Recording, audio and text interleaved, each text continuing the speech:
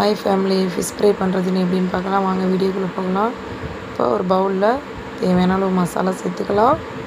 சேர்த்ததும் பூண்டு கருவேப்பிலை இடித்து வச்சுருக்கேன், அதை சேர்த்துக்கலாம். இது சேர்த்தது இது கூட ஒரு ஸ்பூன் அரிசி மாவு சேர்த்துக்கலாம். தேவையான அளவு உப்பு சேர்த்துக்கலாம். சேர்த்ததும் கொஞ்சம் லெமன் புளிஞ்சு ஊற்றிக்கலாம்.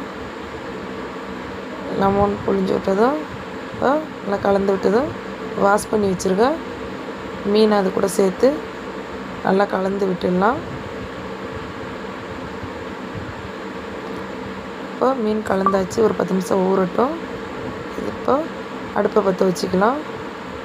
ஒரு தோசைக்கல்லை வச்சு எண்ணெய் விட்டுடலாம். இப்போ 10 நிமிஷம் ரெடி ஆகிடுச்சு.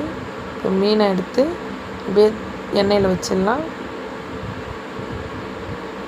அடுப்பை சிம்மில் வச்சுக்கோங்க, அப்போ தான் நல்லா வேகும். இப்போ வச்சாச்சு, ஒரு 2 நிமிஷம் வேகட்டும். அந்த 2 நிமிஷம் ஆகிடுச்சு. இப்போ திருப்பி போட்டுக்கலாம். நல்லா திருப்பி போட்டுக்கலாம்.